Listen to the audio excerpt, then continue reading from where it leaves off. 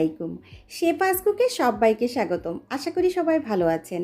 আজ আমি আপনাদের সাথে শেয়ার করছি আমের মিল্ক পুডিং। আর এই পুডিংটা ছোট বড় সবারই খুবই পছন্দের একটা রেসিপি। আর আমি চেষ্টা করেছি যেভাবে সহজ করে করা যায় সেটাই দেখানোর জন্য। তাহলে চলুন দেখে নেওয়া যাক পুরো প্রস্তুত প্রণালী। প্রথমেই আমি 2টি পাকা আম নিয়েছি আর আমটাকে আমি আগে থেকে ধুয়ে নিয়েছি আর কি। এখন আমি আমটাকে একটু কেটে নিচ্ছি আর এখান থেকে আমি আমের পিউরি তৈরি করব আম নিয়ে। তো আমি আমটাকে 2 ভাগ করে নিয়ে এক সাইড থেকে চামচ দিয়ে এইভাবে কেটে নিচ্ছি। আমার মনে হয় এইভাবে করলে একটু সহজ হয়, সেজন্য এটাই করেছি। এখন আমি এইভাবে আমগুলো নিয়ে আমি ব্লেন্ডারে ব্লেন্ড করে নিয়ে তারপর ফিরে আসছি। আম ব্লেন্ড করা হয়ে গিয়েছে। এখন আমি প্যানের মধ্যে ঢেলে দিয়েছি আর কতটুকু হয়েছে 2টা আমে দেখতে পাচ্ছেন। এখন আমি সেই ব্লেন্ডারে জাগের মধ্যে সামান্য পরিমাণ পানি দিয়ে দিচ্ছি। এই পানিটা আমি এখন এর মধ্যে দিয়ে দিব আর এখন এই আমের সাথে অ্যাড করে দিচ্ছি 1 টেবিল চামচের একটু বেশি পরিমাণে চিনি। আর যদি আপনাদের আমটা বেশি টক থাকে তাহলে একটু চিনির পরিমাণটা বেশি দিবেন। এখন আমি ভালো করে মিশিয়ে নিব আর কি। তো মেশানোর আগে আমি এখন দিয়ে দিচ্ছি এখানে হাফ চা চামচ পরিমাণ আগার আগার পাউডার। আর যেহেতু জেলো তৈরি করব ওই জন্য আগার আগার পাউডারটা অবশ্যই দিতে হবে। আপনারা চাইলে এখানে চায়না গ্রাসও দিতে পারেন। তো এখন আমি আগার আগারটা দিয়ে ভালো করে মিশিয়ে নিচ্ছি। আর আমি কিন্তু চুলাটা এখনও অন করি নাই। আর চুলা অন করার আগেই কিন্তু এই কাজগুলো করতে হবে। আগার আগার দিয়ে ভালো করে মিশিয়ে নিতে হবে, না হলে কিন্তু এটা দলা বেঁধে যেতে পারে। তো আমার কিন্তু ভালো করে মেশানো হয়ে গিয়েছে। এই পর্যায়ে আমি চুলাটা অন করে দিয়েছি আর আমি এখন নাড়তে থাকছি অনবরত। তো আমার কাছে মনে হচ্ছে চামচের থেকে একটা হ্যান্ড উইপস হলে ভালো হয় নাড়ার জন্য। তো আমি এখন একটা হ্যান্ড উইপস নিয়ে নিয়েছি আর এটা কিন্তু বেশিক্ষণ জাল করতে হয় নাই আমার, 2 থেকে 3 মিনিট জাল করলেই হয়ে গিয়েছিল আর কি। দেখতে পাচ্ছেন এই যে কিছুটা শুকিয়ে এসেছে, এটা কিন্তু হয়ে গিয়েছে। এখন চুলাটা অফ করে দিচ্ছি। অফ করে এটাকে আমি এখন একটা বাটিতে সেট করে নিব।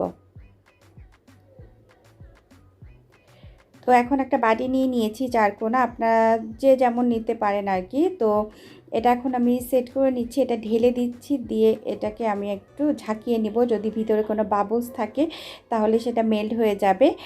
আর এটা ঠান্ডা হলে আমি ফ্রিজে রাখবো। এখন চলে আসলাম দুধটা রেডি করার জন্য। তো এখানে আমি আজকে গরুর দুধ ব্যবহার করছি না, আমি আজকে গুঁড়া দুধ দিয়ে করছি। এখানে আমি 3 কাপ পরিমাণ পানি নিয়ে নিয়েছি আর এখন চুলাটা অন করে দিয়েছি। অন করে দিয়ে সাথে সাথেই 1 মিনিটের আগেই চুলাটা অফ করে দিয়েছি আমি, যাতে মানে সামান্য পরিমাণ পানিটা গরম দরকার, যেহেতু এখানে আমি গুঁড়া দুধ ব্যবহার করব। আর একটা কথা বলে রাখি, অনেক সময় যেটা হয় ঠান্ডা পানির মধ্যে মানে নর্মাল পানির মধ্যে যদি গুঁড়া দুধটা দেওয়া হয় তাহলেও কিন্তু দলা বেঁধে যায়।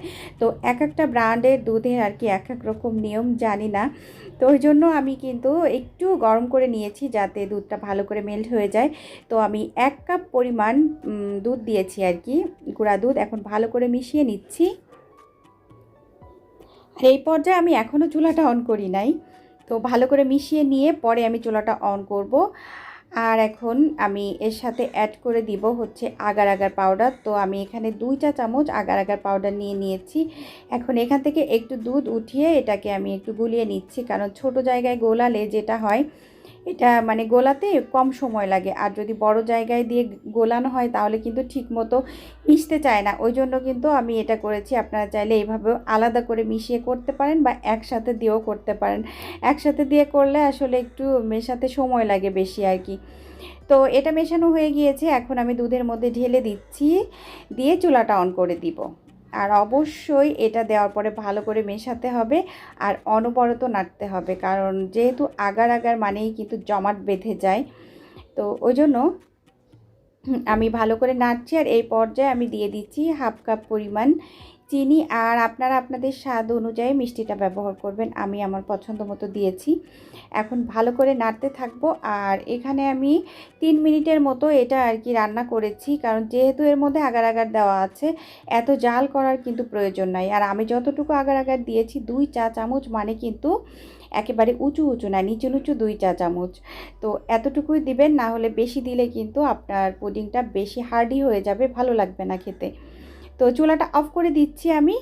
এখন এটাকে পাশে রেখে ঠান্ডা করে নিব দুধটাকে। চলে আসলাম এখন মানে যে জেলোটা তৈরি করেছি আম দিয়ে সেটা আমি কেটে নিচ্ছি। এটা ফ্রিজে রাখার পরে কিন্তু একদম শক্ত হয়ে গিয়েছে। এখন আমি আমার পছন্দ মতো কেটে নিচ্ছি।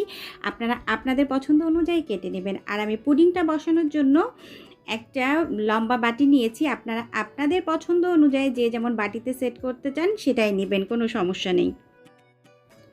এখন আমি বাটির মধ্যে সম্পূর্ণ জেলোগুলো ঢেলে দিয়েছি আর যে দুধের মিশ্রণটা সেটাও ঢেলে দিচ্ছি।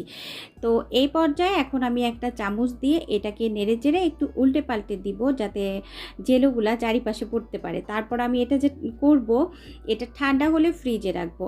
আর পুডিং কিন্তু ঠান্ডায় বেশি ভালো লাগে। আর আপনারা কিন্তু অবশ্যই এই ঈদে এটা ট্রাই করতে পারেন, খুবই মজার একটা রেসিপি। তো ঠান্ডা হয়ে যাওয়ার পর ফিরে এসেছি, দেখতে পাচ্ছেন মানে অনেক সুন্দর হয়েছিল। যেহেতু আমি এখানে আগার আগার কম দিয়েছি সেজন্য এই পুডিংটা একেবারে পারফেক্ট হয়েছে। তো মনেই হচ্ছে না এটা ডিম ছাড়া পুডিং। তো এভাবেই আপনারা করবেন। Almost complete. এতক্ষণ যারা আমার সাথে ছিলেন সবাইকে অসংখ্য অসংখ্য ধন্যবাদ। সবাই ভালো থাকবেন, আমার জন্য দোয়া করবেন। আমিও আপনাদের জন্য দোয়া করি। আপনারা ভালো থাকুন, সুস্থ থাকুন আর নিত্য নতুন রান্না করে প্রিয়জনকে খাওয়ান। আগামী পর্ব দেখার আমন্ত্রণ জানিয়ে আজকের মতো আমি শেফা বিদায় নিচ্ছি। আল্লাহ হাফিজ। আসসালামু আলাইকুম।